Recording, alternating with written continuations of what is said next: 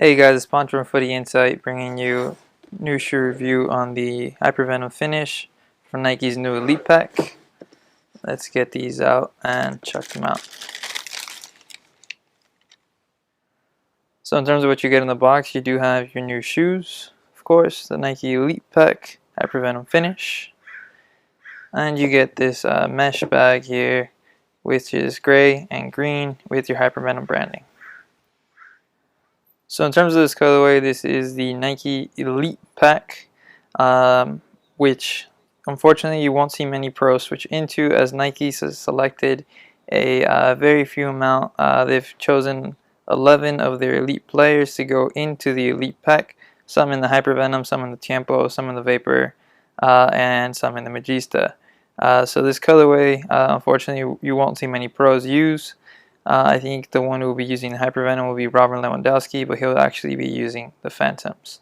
In my personal opinion, this colorway is really nice. The Hypervenom is personally my favorite of the bunch, which is the white overall colorway with touches of silver with the neon green accents through the lacing and the Nike swoosh.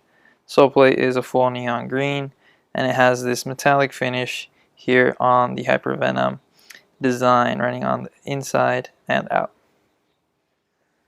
In terms of the overall tech used on this shoe, it is primarily exactly the same as the Hypervenom Phantom from Nike without the dynamic fit collar and fly knit construction running through the lacing.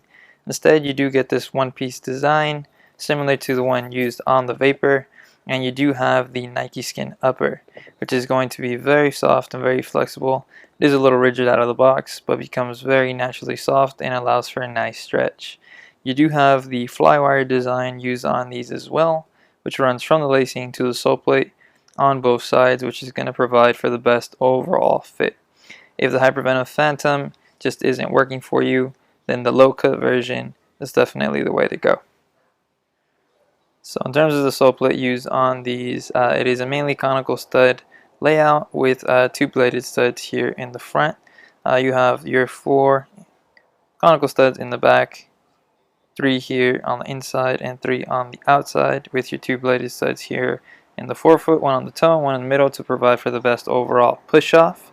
You do have the split toe design, but unfortunately you can't really tell the difference between any split toe designs from Nike and the regular sole plate, so this isn't really a main feature.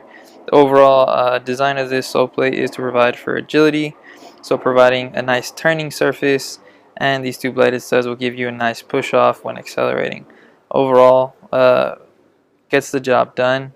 It is flexible up here in the front, so it shouldn't take much time to break in, unlike some of the previous generations of the Hypervenom. That's pretty much it in terms of the overall tech used on the shoe. Let me throw them on feet and let you guys know how they fit and feel.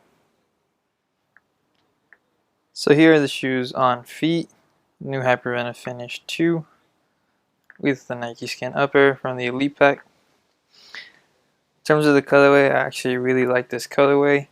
I like the white. They usually don't make these in white. And the chrome effect really looks nice on these. In terms of overall fit, it is one of Nike's wider shoes, especially when the Nike Skin breaks in, because it tends to actually stretch out quite a bit.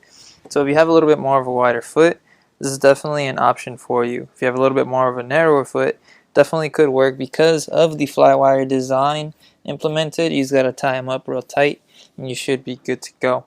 In terms of overall sizing, I went true to size, and in terms of the length is absolutely perfect, so I would go true to size in terms of length.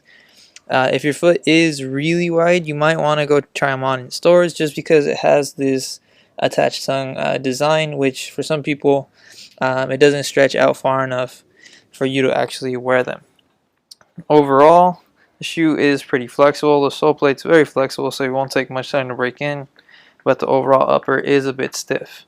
But it is Nike Skin, and the Nike Skin tends to break in very well, just like previous generations. So in terms of the overall fit and feel, if you like the Hypervenom Phantom 1s, then this is definitely the way to go. If the Hypervenom Phantom 2s don't work out for you, then the Phinish is the best other option. So that's pretty much it on my review of the Hypervenom Phinish from Nike. Personally, from the Elite Pack, this is my favorite silhouette. I like how they combine the best of the Hypervenom Phantom 1 and the Hypervenom Phantom 2 to make this boot in terms of the overall Nike Skin upper and the Flywire to break a really good product.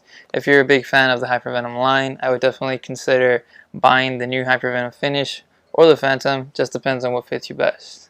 Please like and subscribe, and I'll see you guys soon.